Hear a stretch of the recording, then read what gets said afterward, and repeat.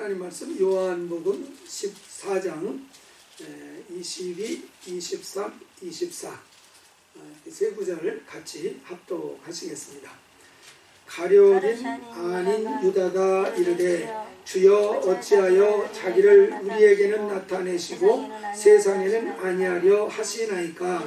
예수께서 대답하여 이르시되 사람이 나를 사랑하면 내 말을 지키리니 내 아버지께서 그를 사랑하실 것이요 우리가 그에게 가서 거처를 그와 함께 하리라. 나를 사랑하지 아니한 자는 내 말을 지키지 아니하나니 너희가 듣는 말은 내 말이 아니요 나를 보내신 아버지의 말씀이니라. 아멘. 네, 여러분 예수님의 12 제자 이름을 다 외우십니까? 아마 다 외우기가 쉽지 않을 것입니다. 한국 이름도 아니고 이 외국 사람 이름이기 때문에 더더욱 머리에 잘 이렇게 메모리가 되지 않습니다. 그리고 또 이 유대식 이름의 그 특징은 이름에 성이 없습니다. 저는 이름이 헌범이고 성이 편씨잖아요. 그래서 되게 한국 사람들은 지혜로워서 성을 가지고 있는 것 같습니다. 그런데 유대인들은 성이 없습니다. 그래서 같은 이름이 많이 이렇게 겹치기 때문에 그것을 구분하게 하기 위해서 성씨를 쓰는 것이 아니라 아버지 이름을 사용을 하는 겁니다. 요한의 아들 시몬이라는 사람이 많으니까 아버지가 요한인 사람인 시몬, 이런 식으로 해서 아버지 이름을 넣어서 이렇게 구별을 하는 그런 식으로 하게 됩니다. 그래서 조금 우리와는 그런 이름을 사용하는 것이 좀 차이가 있습니다. 그리고 더 좀 어려운 것은 이 복음서마다 예수님의 그 제자 이름이 조금씩 다르게 나온다는 사실입니다. 아셨는지 모르겠지만 오늘 본문에 보면 가룟 아닌 유다가 이르되 그랬습니다. 그러니까 예수님의 12 제자 중에 유다라고 하는 이름을 가진 사람이 두 사람이라는 것입니다. 우리가 한 사람은 잘 알고 있습니다. 가룟 출신 유다, 가룟 유다. 예수님을 배반해서 팔은 가룟 유다가 있었다는 것은 잘 아는데 그 유다라는 같은 이름을 가진 다른 제자가 있다는 것입니다. 근데 마태복음 10장에 나오는 예수님의 12 제자 이름을 살펴보면은 가룟 유다 말고 다른 사람의 유다라는 이름이 나옵니까? 안 나옵니까? 나오지가 않습니다. 오직 유다라는 이름은 하나밖에 나오지 않습니다. 마가복음에도 마찬가지입니다. 근데 누가복음에 가보면은 다른 유다가 있다는 것을 말씀하고 있습니다. 그래서 이 누가복음 6장에 나오는 거기에 보면은 예수님의 그 12 제자 중에 가룟 유다가 아닌 그 사람이 나오고 있습니다. 거기에 보면은 이 야고보의 아들 유다 이렇게 나오고 그리고 가룟인 유다, 이렇게 유다가 두 사람이 누가복음 6장에는 등장을 하고 있습니다. 그래서 마태복음의 12 제자 이름과 이렇게 비교해 보면은 마태복음에 나오는 12 제자 이름 중에 다데오라는 사람이 있습니다. 근데 이 다데오라는 사람이 바로 다른 이름으로는 유다라고 불렸던 사람이었습니다. 근데 이제 가룟 유다와 구분하기 위해서 이 다데오라는 이름으로 마태복음에서는 기록을 한 것 같습니다. 이 다데오라는 제자, 사실 이름만 나오지 뭔가 이렇게 활동을 했다는 것은 거의 나오지 않습니다. 한 번 나오는 것이 바로 여기에 마태복음 14장 22절에 가룟 아닌 유다, 바로 이 다데오라는 사람인데 이 사람이 질문하는 거 이거밖에 더 이상 나오지 않습니다. 그래서 자세한 그의 행적을 우리가 알 수는 없지만은 이 다데오라는 이름에서 알 수 있는 것은 그 뜻이 용기 또는 가슴이 따뜻한 사람, 그런 뜻입니다. 그러니까 다데오는 굉장히 다정다감한 사람일 것이라는 것을 알 수가 있죠. 그래서 이게 겉으로 드러나지는 않습니다. 그렇지만은 정말 조용하게 자기의 일을 충실하게 열심히 하는 그런 스타일이었던 것 같습니다. 이런 사람 참 좋지 않습니까? 드러내려고 하지는 않지만, 드러나지는 않지만은 정말 자기 일에 충실하게 하는 이런 사람, 이런 사람이 정말 하나님 앞에 가면은 정말 칭찬을 받고 정말 인정을 받는 그런 사람이 될 것 같습니다. 이 다데오는 예수님이 죽으시고 부활하신 뒤에 성령을 받고 나서 나아가서 이제 복음을 전할 때 주로 이 아르메니아 지역, 페르시아 지역, 그 지역에서 이제 복음을 전한 그런 일을 했다고 알려져 있습니다. 그리고 최후에 그가 순교할 때에는 도끼로 그냥 쳐가지고 잔인하게 죽임을 당하는 그런 방식으로 순교를 한 것으로 알려져 있는데, 그 순교한 지역이 어디냐면은 요즘 시끄러운 지역입니다. 페르시아. 오늘날로 말하면 어디입니까? 이란입니다. 이란. 이란에서 이 다데오가 도끼로 쳐 죽이는 정말 잔인하게 순교를 당한 것으로 알려져 있습니다. 이 다데오, 아주 마음이 따뜻한 이 사람이 주님 앞에 조용히 그러나 굉장히 의미 있는 그런 질문을 던졌습니다. 뭐냐면은 어찌해서 예수님 자신을 우리에게는 잘 나타내 주시는데 왜 세상 사람들에게는 분명하게 확실하게 나타내 주시를 않으십니까? 주님이 이 세상을 구원하시고자 하면은 세상 사람에게도 더 강력하게 분명하게 자신을 드러내 주셔야지 되는 거 아닙니까? 근데 오히려 보면은 비유로 이렇게 말씀을 하셔서 뚜렷하게 직접적으로 말씀을 하시지 않는 이런 모습을 보면서 의아해하는 것입니다.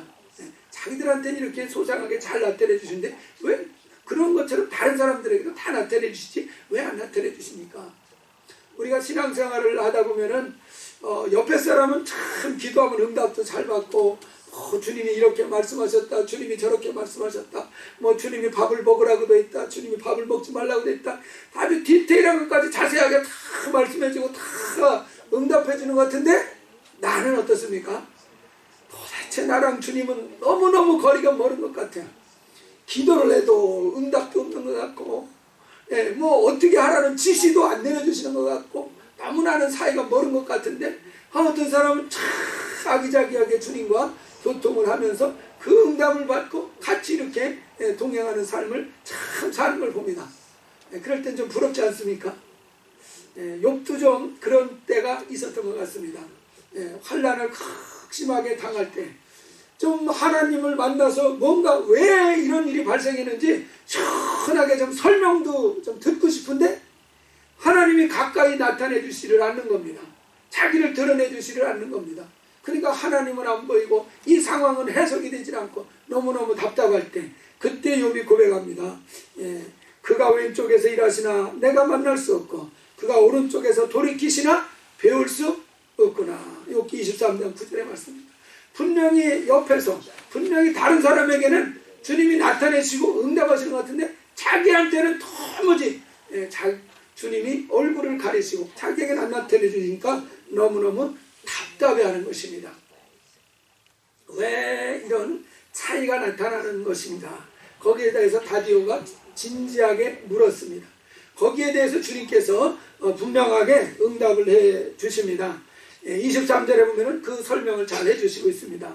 사람이 나를 사랑하면 내 말을 지키리니 내 아버지께서 그를 사랑하실 것이요 우리가 그에게 가서 거처를 그와 함께 하리라 그랬습니다. 그래서 여기에서 그에게 가서 거처를 그와 함께 한다는 것은 바로 그에게 분명하게 선명하게 예수님의 모습을 나타내 주시고 드러내 주신다는 뜻입니다. 이 상황으로 말한다 그러면은 12 제자들에게 예수님이 자기 모습을 분명하게 선명하게 이렇게 나타내 주듯이 사람들에게 아주 분명하게 선명하게 나타내 주신다. 그래서 거처를 아예 그와 함께 하신다는 것을 말씀을 하고 있습니다. 그래서 어떤 사람에게 이렇게 선명하게 분명하게 자신을 나타내 주시느냐 그 앞에서 설명하고 있습니다. 사람이 나를 사랑하면 내 말을 지킨다. 그리고 내 아버지께서 그를 사랑하실 것이다 그랬습니다. 그래서 주님이 사랑하시는 자에게 자기를 막 나타내 준다는 것을 가르쳐 주신 것입니다. 그러니까 주님을 우리가 사모하고 특게 사랑하면은 하나님께서도 우리에게 오셔서 자기를 더욱더 분명하게 선명하게 나타내 주신다는 뜻입니다. 그래서 여기에서 알 수 있는 사실이 뭡니까? 주님이 나에게 선명하게 분명하게 나타내 주시느냐 나타내 주시지 않느냐 하는 것은 뭐에 달려 있습니까? 하나님이 나를 사랑하느냐 사랑하지 않느냐 여기에 달린 것이 아닙니다. 하나님은 우리를 사랑하시는 줄 믿습니다. 우리가 로마서 5장 8절에 보면 우리가 아직 죄인 되었을 때 그리스도께서 우리를 위하여 죽으심으로 하나님께서 우리에 대한 자기의 사랑을 확증하셨느니라. 우리가 죄인 되었을 때 우리가 하나님이 계시다는 것도 인정하지도 않고 하나님에 대해서 아무런 관심이 없을 때 하나님이 나를 사랑하셨습니까? 사랑하지 않으셨습니까? 사랑을 하셨습니다. 그때도 하나님이 사랑하셨어요. 그러니까 우리가 예수를 받아들이고 거듭났다 그러면 더더욱 그분이 사랑하시는 것은 틀림이 없는 사실입니다. 틀림이 없습니다. 근데 왜 그분이 나에게 자기를 왜 안 나타내주고 어떤 사람에게는 자기를 잘 나타내주시고 왜 이런 차이가 나타납니까? 하나님이 우리를 사랑하는 크기가 다르기 때문에 그런 현상이 나타나는 것은 아닙니다. 그것이 무엇에 의해서 좌우가 되고 있습니까? 내가 하나님을 사랑하느냐 내가 하나님을 사랑하지 않느냐 내가 하나님을 참 뜨겁게 사랑하느냐 아니면 사랑하되 그냥 뜨뜻미지근하게 사랑하느냐 여기에 따라서 좌우가 된다는 것을 주님께서 말씀을 하신 것입니다. 우리가 하나님을 얼마나 사랑하느냐 이것을 알 수 있는 방법까지 말씀하셨습니다. 그것이 뭐냐면은 사람이 나를 사랑하면은 내 말을 어떻게 해요? 지킨다 그랬습니다. 그러니까 그분의 말씀을 듣고 그분의 말씀을 얼마나 충실하게 지키느냐 그것을 살펴보면은 내가 얼마나 그분을 사랑하느냐 그분을 사랑하지 않느냐를 정확하게 진단할 수 있습니다. 그분의 말씀을 얼마나 내가 잘 따라가느냐 순종하고 있느냐 그것을 보면은 틀림없게 정확하게 내가 하나님을 사랑하는 그 정도를 진단할 수 있다는 것을 여기에서 이제 말씀을 해 주셨습니다. 그래서 여기에서 내 말을 지킨다 하는 그 말 여기서 내 말이라는 것은 영어 성경에 보면 복수로 되어 있습니다. 그래서 그냥 예수님의 한 가지 계명 뭐 새 계명을 너에게 주노니 그래서 그 한 가지 계명만 얘기하는 것이 아니라 예수님 말씀하신 모든 말씀을 가르쳐서 내 말이라고 이렇게 이해하면 되겠습니다. 그래서 그분의 말씀을 잘 순종하는 그것을 말씀하고 있고요. 24절에 보면은 다시 반복해서 말씀을 하십니다. 물론 반대의 경우를 말씀하시는 것이지만은 나를 사랑하지 않는 사람은 내 말을 지킵니까? 안 지킵니까? 안 지킨다는 것입니다. 그리고 하시는 말씀이 너희가 듣는 말은 내 말이 아니다. 나를 보내신 아버지 하나님의 말씀이다 말씀하셨습니다. 그러니까 이것은 아주 더욱더 강조하기 위해서 반대의 경우까지 이렇게 설명을 하신 것입니다. 근데 사람은 어떻습니까? 속성상 뭔가는 사랑하게 돼 있습니다. 사랑하는 대상이 없이 사는 사람은 허전해서 살지를 못합니다. 아마 동의하실 줄 믿습니다. 뭔가는 마음에 아주 집착을 하고 애착을 가지고 있는 게 있습니다. 정이 없으면 자기 자신이라도 사랑합니다. 자기 자신이라도 자기가 사랑을 해요. 그래서 뭔가 사랑하는 대상이 없는 그런 상태로 살지를 못합니다. 뭔가를 소중하게 여기고 가치 있게 여기고 그 뭔가를 이렇게 완전히 사모하고 애착을 갖지 않고서는 사람은 살 수 없습니다. 허전해서 살 수가 없습니다. 근데 문제, 비극은 뭡니까? 사랑은 눈물의 씨앗이라고 이 사랑하는 대상을 잘못 선정을 하면은 마지막에 무엇으로 끝납니까? 눈물의 씨앗으로 끝납니다. 눈물의 씨앗. 기쁨의 꽃다발을 탁 이렇게 받는 것이 아니라 눈물의 씨앗으로 끝나버리고 마는 것입니다. 그래서 사랑의 대상을 잘 선택을 해야 됩니다. 사람도 우리가 잘 선택을 해야 되지만은 이 세상이나 이 세상에 있는 것들을 사랑하지 말라고 요한 사도가 요한일서에서 말씀을 했습니다. 왜 이 세상이나 이 세상에 있는 것들을 사랑하지 말라고 그랬겠어요? 나중에 눈물의 씨앗으로 결론이 나기 때문에 그런 줄 믿습니다. 아무리 자기가 사랑을 했어도 이 세상에서 목숨이 끊어지면 자기를 떠나잖아요. 정말 자기를 사랑해주고 정말 사랑하는 그런 사람이 정말 이 세상을 떠나게 되면 기뻐합니까? 슬퍼합니까? 사랑을 많이 하면 할수록 더 안타깝고 더 슬퍼할 수밖에 없습니다. 그래서 이 세상이나 이 세상에 있는 것을 사랑하면 결론이 뭐로 끝난다? 눈물의 씨앗으로 끝난다는 것이고, 어쨌거나 저쨌거나 눈물의 씨앗으로 끝날 수밖에 없는 것이 이 세상이나 이 세상에 있는 것들이라는 사실입니다. 그래서 성경에서는 어떤 대상을 사랑해야 될지에 대해서 확실하게 분명하게 제시를 해 줬습니다. 구약 성경에서도 분명하게 가장 중요하게 가르쳐 주는 것이 그것입니다. 쉐마라고 하는 것 다 아실 것입니다. 사랑의 대상을 누구로 가르쳐 주고 있습니까? 내 하나님 여호와, 그분만이 내가 사랑해야 될 대상이다, 이렇게 정확하게 확 집어서 가르쳐 주고 있는 것입니다.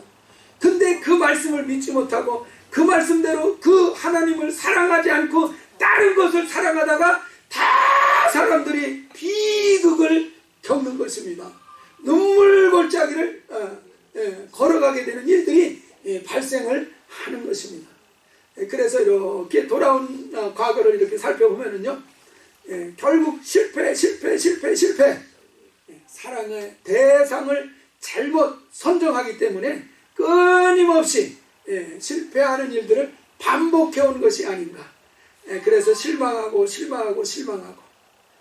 물론 그러다 보니까 이 말씀이 진리구나. 정말 사랑해야 될 대상은 우리 하나님밖에 없는 것이구나, 이 말이 진짜구나 하는 것을 점점 더 확인하게 되는 경험을 하는 것 같습니다.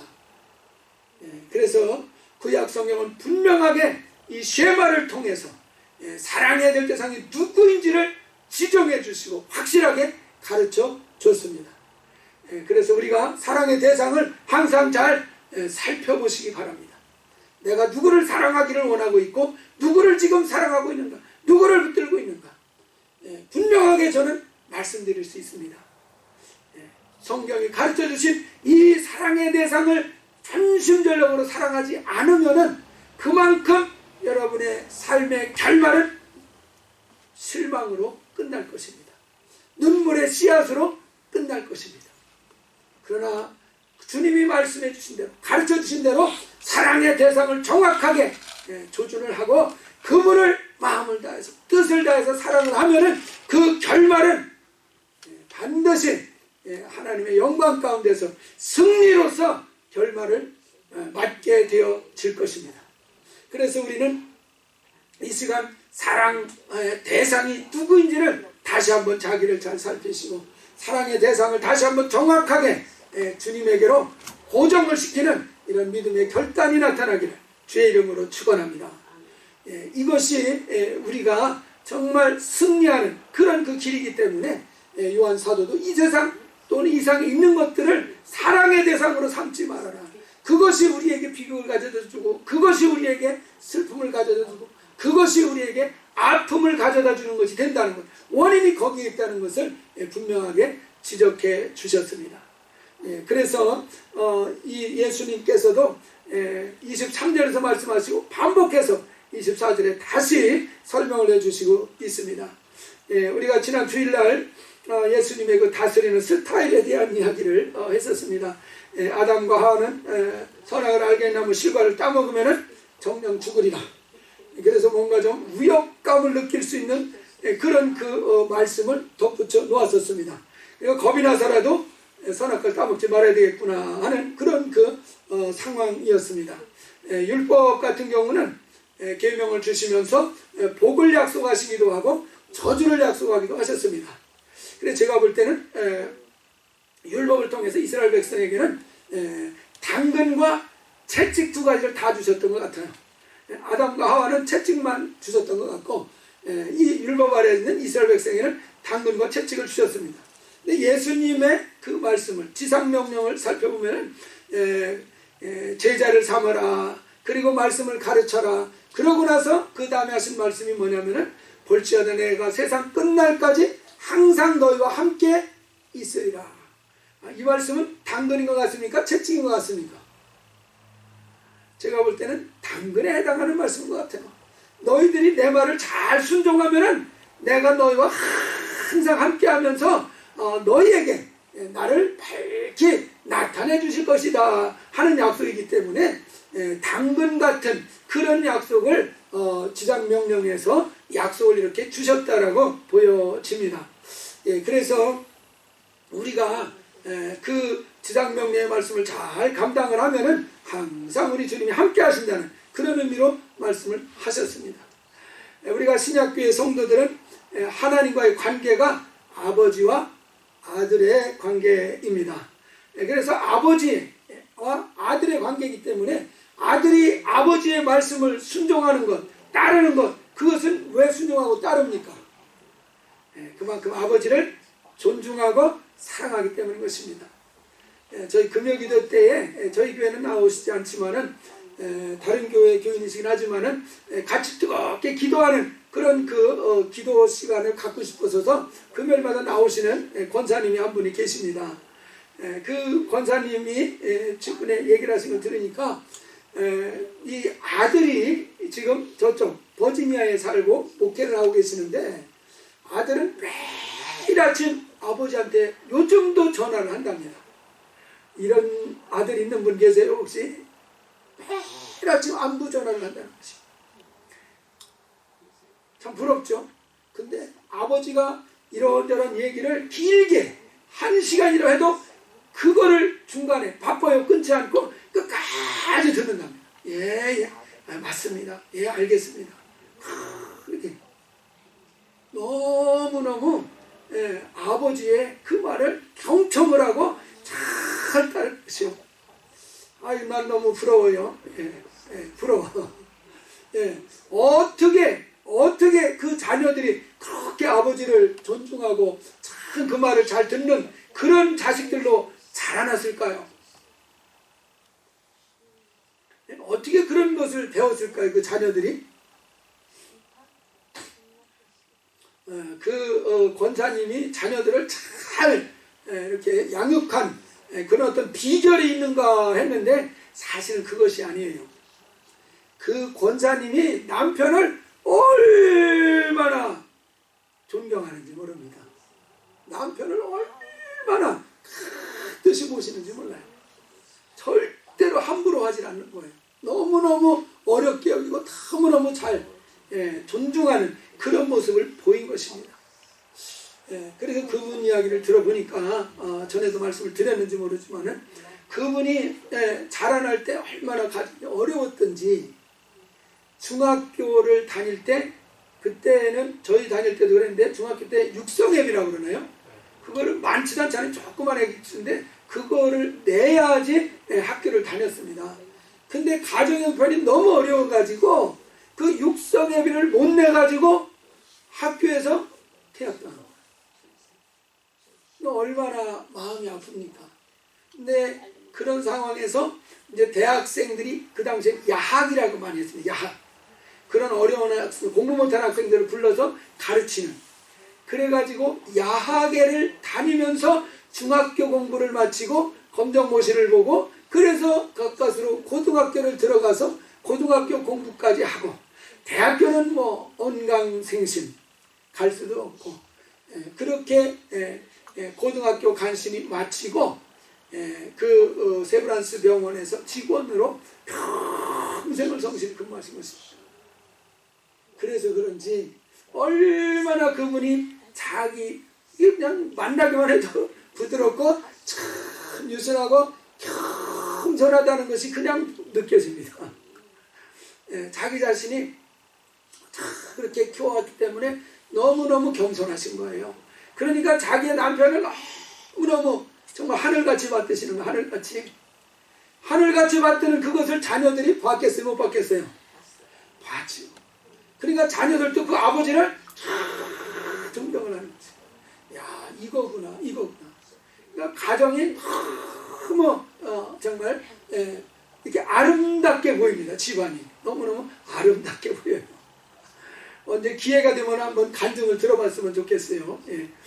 그래서 정말 이 아버지를 향한 존경과 그 사랑이 참 흘러나는 그런 것들을 그 권사님의 가정을 통해서 보았습니다. 우리가 아브라함과 이삭 같은 경우를 생각해 봅니다. 이 아브라함이 이 모리아 산에 가서 자기 아들 이삭을 결박해 가지고 그 장작더미에 올려놓고 칼로 그 이삭을 죽여서 제사 드리려고 합니다. 자, 이 상황에서 이삭이 반항했다는 이야기가 나오지 않습니다. 힘으로 말하면은 이삭도 한 15살 이상 되기 때문에 아버지를 능가할 수 있는 그런 힘이 사실은 있었을 것입니다. 근데 이삭이 자기를 죽이려고 하는 아버지에 대해서도 반항하거나 저항하지 않습니다. 왜 그럴까요? 여러분 같아도 그렇게 하시겠습니까? 쉽지 않습니다. 아마 자기가 살기 위해서 아버지라도 그냥 확 밀쳐내고 그리고서 막 주랭랑을 치고 막 반항을 했을 것입니다. 뭐 그렇게 결박해서 죽이려고 하는 그런 일이 아니고 조금만 좀 어려운 일 시켜도 그것도 힘들다 그러고 막 이제 대들고 그러는 경우도 있지 않습니까? 정말 그런 상황에서 볼 때 이 이삭은 전혀 저항하지 않습니다. 왜 그러겠습니까? 그만큼 아버지를 뭐 하는 겁니까? 신뢰하는 것입니다. 믿는 것입니다. 정말 아버지를 트러스트하는 거죠. 정말 트러스트하는 거죠. 분명히 아버지가 이유가 있을 것이다. 아버지가 나를 손해나게 하시는 것이 아니다. 아버지가 자기 살라고 나를 지금 해치려고 하는 것이 아니다. 분명히 아버지는 나를 사랑하시는 분이기 때문에 그럴 리가 없다. 뭔가 이유가 있을 것이다. 정말 신뢰하는 이런 그 마음이 있었기 때문에 죽인다 할지라도 거부하지 않은 것입니다. 이렇게 하나님을 신뢰하고 따를 수 있기를 원합니다. 순종하는 이유, 내게 뭔가 이런저런 혜택이 돌아오고 이런저런 뭔가 유익이 돌아오고 이런저런 뭔가 축복이 있기 때문에 이런 거 계산하지 않고 그분이 나의 아버지이기 때문에 그분이 나를 사랑하신다는 것을 신뢰하기 때문에 그 신뢰하는 이유로 인해서 그분을 정말 순종하고 그 말씀을 따라간다면은 정말 온전한 그런 아버지와 자녀의 관계를 이룬 것이라고 봐야 될 것입니다. 그래서 요즘에 저희가 금요 기도 때 요한서 시인을 보고 있는데요. 지난 금요일 날은 요한 2서를 다뤘습니다. 요한 2서에서도 강조하는 것이 뭐냐면은 예수 그리스도께서 육체로 오신 것을 강조하는 것입니다. 예수 육체로 오셨다. 그 육체로 오신 그것을 부정하면은 그 사람이 바로 미혹하는 사람입니다. 그 사람이 바로 적그리스도라고 이렇게 표현을 하고 있습니다. 바로 그 당시에 영지주의자들이 많이 있었습니다. 그노시즘이라고 그러는데요. 이 사람들의 그 주장하는 내용은 무엇이냐? 우리가 예수를 믿게 되면은 우리의 영은 거듭나서 죄가 없는 상태가 된다. 그러나 육체는 여전히 죄를 가지고 있다. 그렇지만은 우리가 이 세상에서 죽게 되면은 육체는 어디로 갑니까? 땅으로 들어가서 썩어서 없어집니다. 그런데 영은 이제 하나님께로 간다라는 것입니다. 그래서 영은 죄가 없는 상태이기 때문에 하나님 아버지한테로 가고 육체는 비록 죄가 있지만 죽으면은 썩어서 흙으로 들어가니까 이제는 나와는 상관이 없어지는, 소멸되는 이런 상태가 되어진다. 그러니까 바로 이 육체가 죄를 짓는다 할지라도 죽으면 흙으로 돌아가 버리고 없어지니까 죄를 짓는 것이 문제가 됩니까? 문제가 안 됩니까? 이 땅에 살 때는 조금 문제가 되겠죠. 사이가 나빠진다든지 어려움이 생길 수밖에 없을 것입니다. 그런데 이 땅에서 죽고 나면 영원히 그 죄가 내게 문제가 되지는 않는다라고 본 것입니다. 그렇기 때문에 이 육체로 사는 것에 있어서 죄 짓는 이 문제에 대해서 마음이 홀가분한 겁니다. 이 땅만 떠나면 그 죄랑은 나랑 상관이 없기 때문에 나는 이제 하나님 나라에 간다, 이렇게 자신 있게 생각을 한 것이었습니다. 그런데 여러분, 이 땅에서 죄를 짓는 것, 다시 말해서 사랑해야 될 대상을 사랑하지 아니하고 사랑하지 말아야 될 대상을 사랑하는 이런 그 하나님과 멀어진 상태의 삶을 사는 것, 이것이 여러분 죽은 이후에 여러분이 하늘나라에 갈 때 영향력을 미칩니까? 미치지 않습니까? 분명히 미친다고 우리는 알고 있습니다. 근데 이 영지주의자들은 죽으면 육체는 흙으로 썩어져 없어지기 때문에 그건 아무런 나와 상관이 없는 것으로 돼버린다, 이렇게 이해를 한 것이었습니다. 그러니까 어떻게 보면 홀가분하고 마음대로 죄를 지을 수도 있고 그런 것처럼 생각을 하게 된 것입니다. 그러나 분명히 우리는 이 땅에서 어떻게 사느냐, 이것이 이 땅에서 사는 것으로 끝나는 게 아니라 그대로 하늘나라에까지 영향을 미치는 것으로 우리는 믿고 있습니다. 그렇기 때문에 우리가 잘 이해해야 될 것이 무엇이냐, 시편 130편 5절에 보면은 나 곧 내 영혼이 여호와를 기다리며 그랬습니다. 나가 곧 내 영혼이다, 그 말입니다. 이 영혼이라는 것은 영어로는 soul이라고 되어 있습니다. soul. 그래서 soul은 정확히 말하면 혼이라는 사실입니다. 혼. 그래서 나는 누구냐? 영혼, 육, 셋 중에 하나를 말한다고 하면 영혼, 육 중에 누가 진짜 납니까? 혼이 나인 것입니다. 혼이 나인 것입니다. soul이 나라는 얘기입니다. 그래서 우리가 이 요한 3서 1장 2절에서 보면은 내 영혼이 잘된 같이 범사에 잘되고 강건하기를 내가 바라노라 그럽니다. 그래서 여기서 영혼이라고 할 때 영혼이 소울인 것입니다. 그래서 요한 사도가 간절히 바라는 것은 무엇입니까? 내 혼이 잘 되는 것을 말하는 것입니다. 바로 그 혼이 잘 된다는 것이 무슨 뜻이겠습니까? 어렵지 않습니다. 그 혼이 사랑할 대상을 정확하게 깨닫는 것입니다. 그리고 그 혼이 그 마음을 다하고 힘을 다하고 성품을 다해서 사랑해야 될 대상만을 열심히 사랑하면은 그 영혼이 진짜로 잘 된 사람이 됩니다. 그렇지 않고 그 혼이 아직도 정신을 못 차리고 정말 사랑해야 될 대상을 알지 못하고 다른 것을 사랑하려고 방황하고 있다면은 그 혼이 잘 될 수가 있겠습니까? 잘 될 수가 없습니다. 그래서 그 혼이 이제 방황하지 않고 사랑해야 될 대상을 분명하게 정하고 주님을 향해서 전심전력으로 사랑하는 이런 그 자세를 가질 때에 그 혼이 정말 잘 되는 복을 얻게 되어집니다. 바로 그렇게 혼이 잘 되어지면 범사도 잘 되고 육체도 강건해지는 축복이 뒤따라오는, 그림자처럼 뒤따라오는 역사가 나타난다는 것입니다.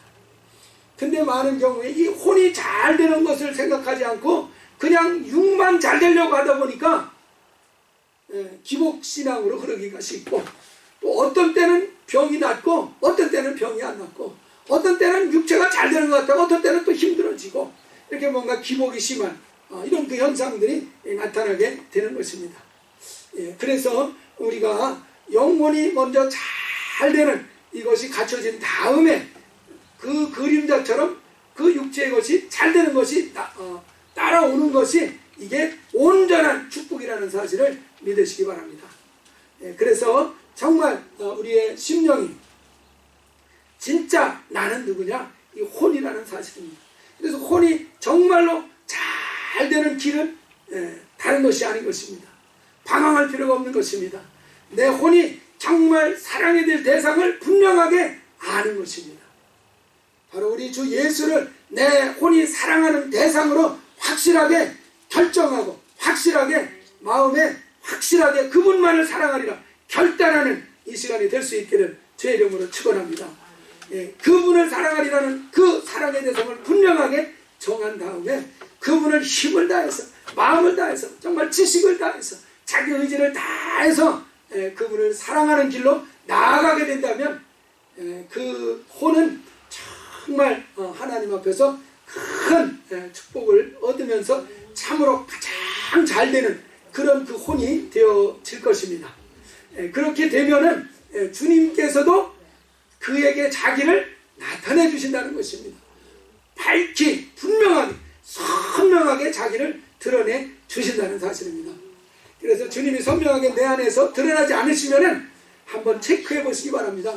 내가 사랑이 될 대상을 정확하게 정말 정하고 있는가, 그리고 그분을 힘을 다해서 내가 사랑을 하고 있는가, 이것들을 점검해 보시고서 부족한 부분이 있다면 회개하고 돌이켜서 그분을 향해서 정말 힘을 다해서 달려간다면 틀림없이 우리 주님이 우리에게 나타나셔서 자기를 분명하게 선명하게 드러내 주시고, 그래서 주님과 함께하고 동행하는 아주 귀하고 복된 삶이 열리게 해주실 줄 믿습니다. 그래서 우리가 이와 같이 정말 우리의 심령이 사랑해야 될 대상을 누군지를 정확하게 정하고 그분을 힘을 다해서 마음을 다해서 내 혼을 다해서 그분을 참 사랑하심으로써 정말 주님이 우리에게 자기를 나타내 주시고 주님과 늘 함께하고 동행하는 귀하고 복된 삶, 승리하는 삶 되시기를 주의 이름으로 축원합니다.